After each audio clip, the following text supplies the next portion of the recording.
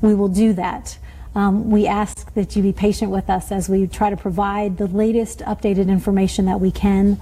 We know it's frustrating for you. It's frustrating for our crews out there who get sent out to these scenes. It's got to be frustrating for the officers who get called out to situations that may or may not be connected, but this is their job.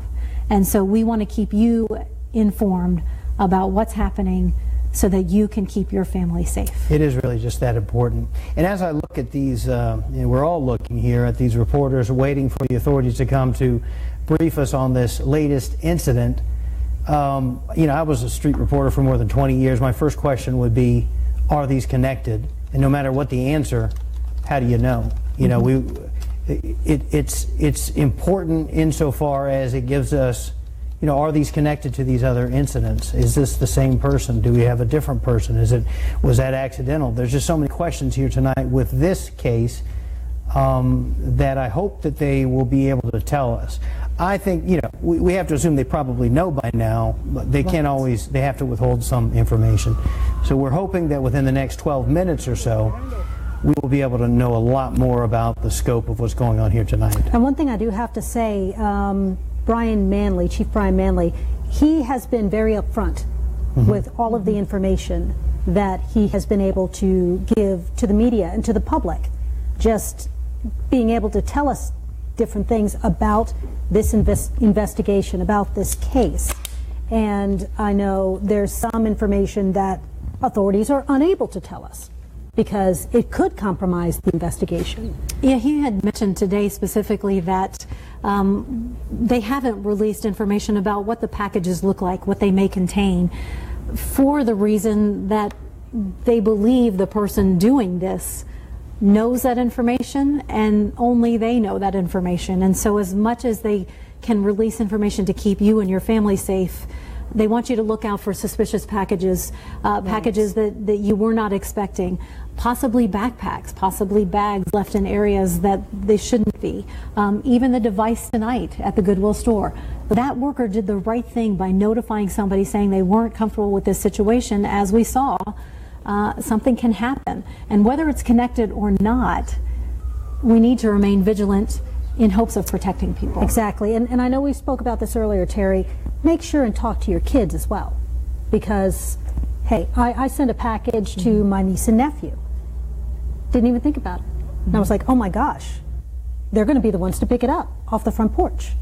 Yeah, talk to your loved ones if you do something like that. Make sure they're aware. And again, call the tip line if you have any information that might help lead to an arrest. There's a $115,000 reward for information that leads to an arrest. The tip line 512-472-8477. And again, call 911 if you notice something suspicious. And I'm getting word now that KVU's Molly Oak is out at the scene. She has a little bit more information for us out there, and let's see if we can get her up right now. And there's Molly. Molly, what can you tell us? Well, we want to just give you an idea of how many people are waiting for this information. Andrew, if you can just zoom the camera out to show people just what we are waiting on right here. And as I check my watch, there should be any minute now. Really less than 10 minutes. Officer Blake with the Austin Police Department tells me we should be getting our latest update from them. Now, as I'm standing here, we obviously at a church, but just down the road, I can still see the red and blue lights from the scene. We were out there at Goodwill earlier, and I cannot tell you how many officers, and not even just police department, we saw the fire trucks as well.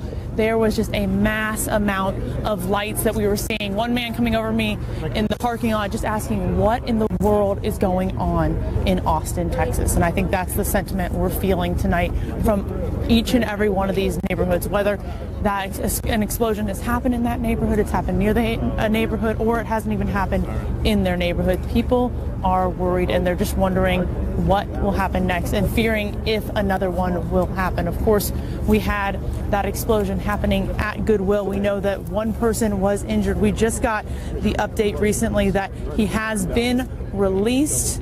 So that is good news on their side. Of course, the CEO of Central Texas Goodwill telling us that this is something that they have obviously need to take into account and continue working on. They closed all of their locations today, but that employee was sent over to the hospital. Of course, he was released earlier, but like I said, a lot of people responding, a lot of law enforcement working 110%, even more so than that, to make sure that this gets solved as quickly as possible. For now, we're going to stay here at the scene and try to get the latest update from Austin Police Department. I'm going to actually have to go here just to make sure I can get all that information and send it back to you guys. So stay with us here on air, online, and of course on our mobile news app.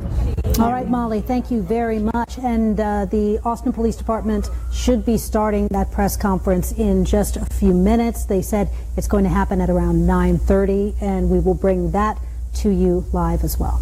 Okay, so what we're hoping to find out from them and is to kind of recap what happened this evening, starting at around 7:15, 7:20 tonight, when some sort of pipe-like device went off in the hands of a Goodwill worker on Brody Lane near Slaughter. He was injured, treated and released from the hospital.